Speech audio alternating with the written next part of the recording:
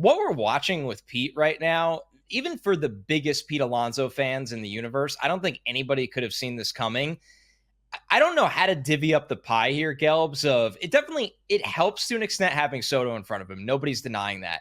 But what we're seeing from Pete right now, it feels like there's just no way to pitch him at this point. It felt like the obvious last 2 years was that breaking ball low and away he couldn't stay away from, where pitchers just don't have an answer for him right now, and it's more impressive than the power which he's always had, Steve, is simply just the actual pure hitting we are seeing from Pete on a night-by-night basis.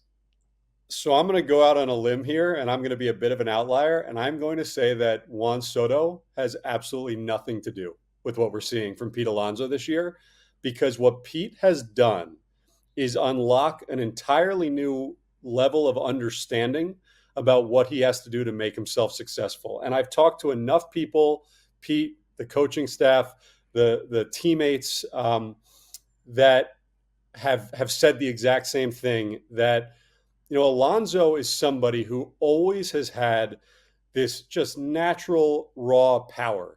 And, he's brought up in kind of this old school way where he didn't necessarily have the greatest understanding of what he needed to do body control wise. And so he'd be very inconsistent with his mechanics. And sometimes it would work because Pete's so strong that he doesn't really have to even barrel up balls for them to go out.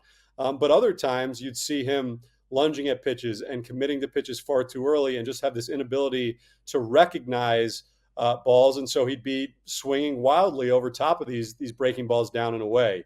He went to work this offseason really understanding about, again, there's so many different ways, but like how to control his load and stack his backside. And basically everything that he did was about maintaining his holding a position at the back so that he could fire at will and not overcommitting and lunging out. And so Right. what you're seeing now, I think, is not this. I don't think it's this 6-week stretch where he's going to just have this big dip all of a sudden.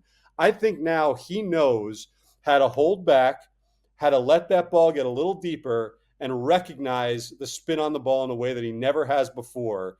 And so he doesn't have to commit too early. And what that is allowing him to do is stay in the strike zone better than he ever has on a consistent basis, is have much better takes than we've ever seen.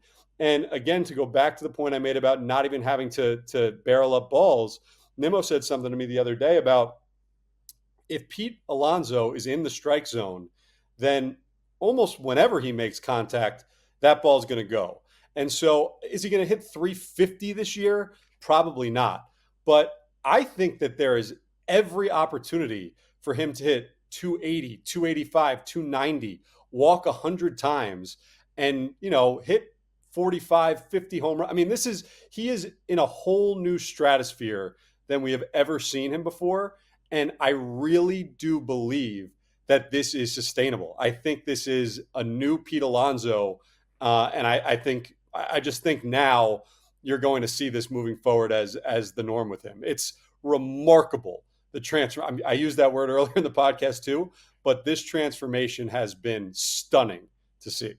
It's even more insane to just look at the crossroads of how things have gone for Pete since he hit the home run in Milwaukee and how things have gone for Devin Williams. And it just kind of shows you the power of confidence in this sport. Now, your breakdown from a physics and mechanical standpoint is absolutely the premium reason of why this has happened for Pete.